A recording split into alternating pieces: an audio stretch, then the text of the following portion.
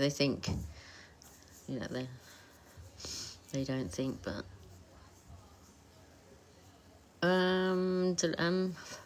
there's not. We did some search. We searched some sort of wooded areas in the beginning. We set them up ourselves. We got together and got a team, and just not because we had any information that she was there. Hi, Dizzy. But because we were going to do searches in areas that, you know, like had woodland and things like that. And we did a couple. We did a piece of land by the station at the time, because I sort of had a message from this medium or clairvoyant psychic, and she kept saying,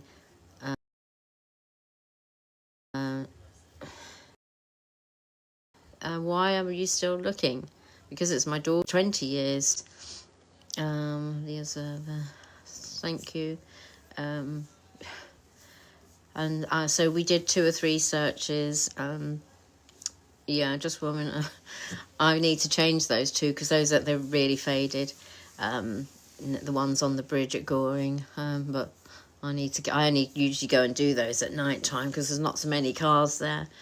It's a bit intimidating, really, because people keep tooting their horns, and sometimes people aren't that nice. And the ones on that bridge in Goring, I'm sort of terrified that I'm going to drop it or drop the cable ties. So I usually it's always at night when it's dark, and I think I'll do it, but nobody can see me that much, and I don't get bothered. And also that's right by the college, so they're there all the time. But I did do most of the ones on Broadwater Bridge in town. I've done quite a few there. I still got, I think, 6 or 7 to take down and put up, and I will get out maybe next week and finish those off. But the lead up to the anniversary week, I was so busy because I did some interviews and we did all the posters in town, and so.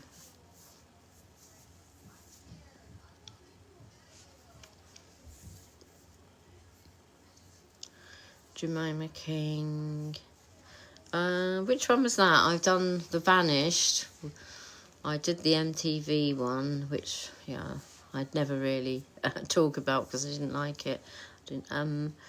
I've done quite a few podcasts. I think the best one was the Podimo one with the missing.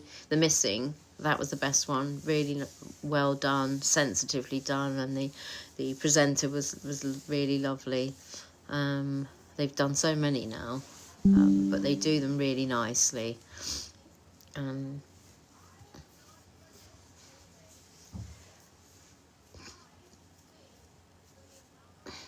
Man like Donna. Thank you.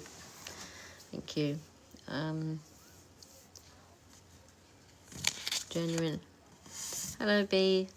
Thanks for joining. Podimo, yeah, they're called The Missing. That's the name of the producer, I think. Podimo podcast.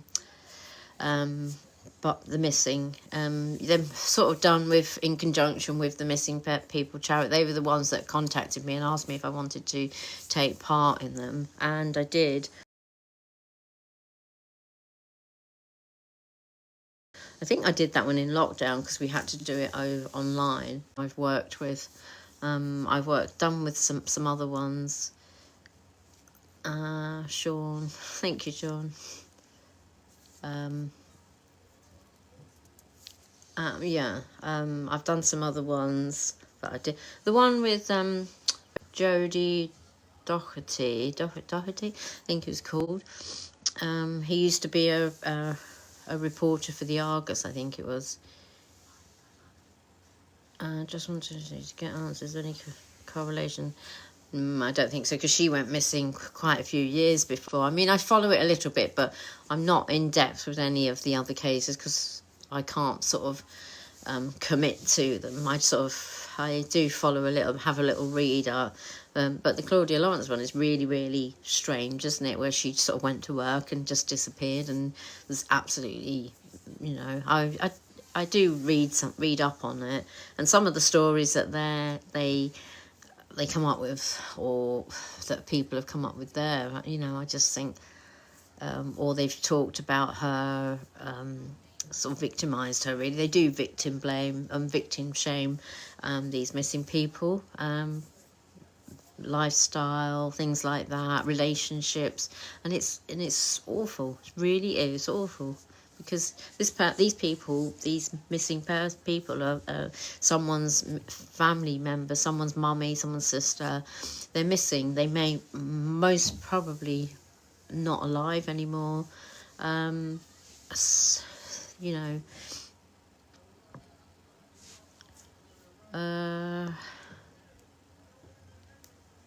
What do you?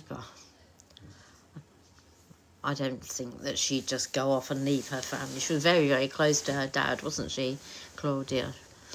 I mean, I just can't believe that she just went off.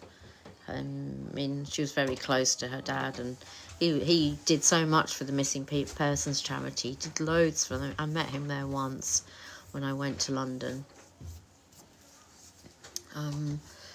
But yeah, very, very nice man. Haven't met her mum, but I just don't believe that she just went off to Cyprus. Yeah. Oh, what, in the Claudia Lawrence, Sean? I mean, they must have had a few suspects there, mustn't they? Because they did all that searching and digging that land, so they've obviously had suspects over the time, whereas in Georgina's case there's nothing, not that I know of. I mean, you'd hope that they'd tell you if they did, but they've never told us. They've just said that we're as we know the same as you, we don't know anything more than you know. Thank you, B. Thank you so much.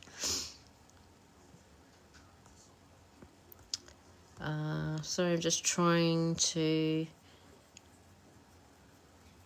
Yeah, I felt sad when I heard that he'd passed away, Aaron. I've thought, oh, you worked so hard to try and find answers, and he did. You know, he did so much in the missing persons charity. He was in the choir. He raised thousands for them. He did so much for them. You know, he's quite a well-educated man, so he you know, he did a lot, and you could tell he was absolutely devastated about her. And then when he passed, I heard that he passed away. I felt really sad, because I thought, all that you've done and you still never had your answers before you left this earth. And that's what sort of I think about. I think, what if I never ever find the answers before I leave this earth?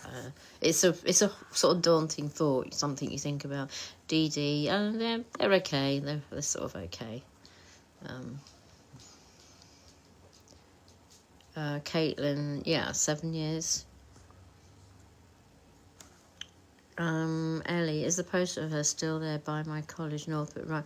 Yeah, they're still there. I need to go over and take those ones down and put 2 new ones up. The big banners, you mean, on the bridge that go over the main road. I put them up. I don't know if I did them on the birthday last year or before, but I need to replace them, because I've got some new ones now, because they get faded, and with the weather, and especially being over a main road where you got all the traffic constantly. The ones I took down off Broadwater to Bridge, they were absolutely filthy. They were black. They were filthy. And when I usually go out and do them, I come back up. Yeah, I just want to get in the shower or bath and get all my clothes up, just because on the bridge you get all that traffic and lorries and things like that, and then it's above the train line as well. But it's, for me, even though there might not be no significance on the Broadwater Bridge, who knows, but it's sort of the doorway to coming into Worthing Town Centre, so I think it is significant as people coming into town.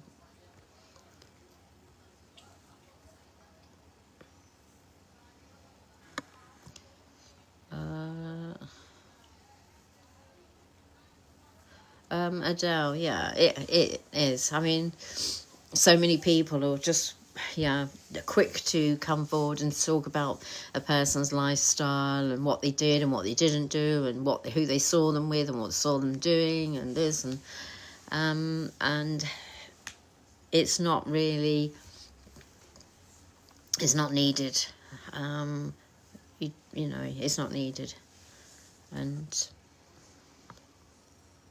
come forward and say something useful. There was the Cleveland 3 who was missing from over 10 years. I've never actually read about the Cleveland 3, Aaron. No, we've looked at that. We looked at that. There was another girl that was sort of a few weeks later, but she was found a month later, and she was just found, and she'd come back from somewhere, and so she hadn't really been missing.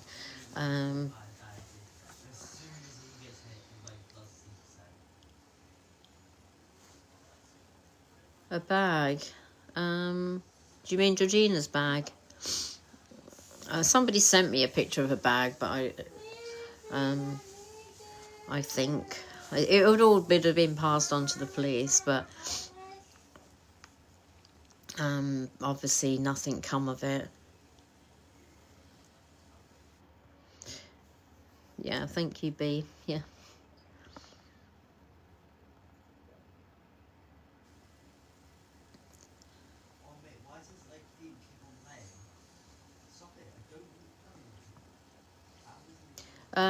She'd been living with the boyfriend, and then they were sort of, the relationship wasn't going that great. And a couple of weeks before, she said, I said, come back and stay with me till you find somewhere else.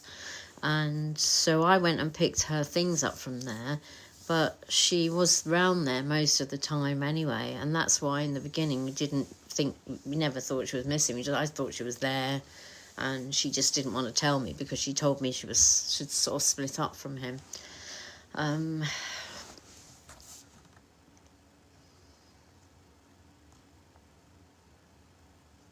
There's not really a river. There's a sort of a river in the next little town, Shoreham, the River Ada, and Arundel. There isn't anything that goes actually through Worthing, but yeah, I mean, when we've mentioned all that to the police, they've said that that Georgina had been seen there, it's only because of people saying, oh, that was putting 2 and 2 together and saying, you know, that was being demolished at the time, and somebody could have done something to her there, and it became a big story.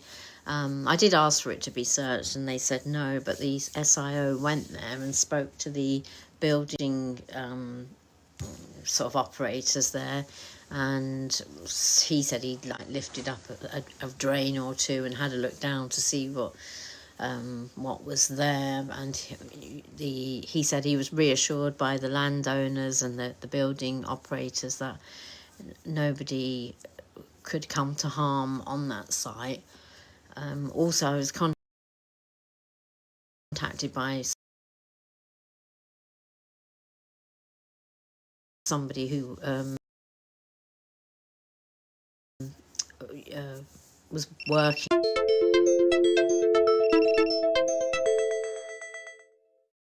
on the site for a couple of months, and he said, you know, if it's any consolation or if it's any help, he said, I've worked there for a couple of months, he said, and I don't believe that your daughter was there.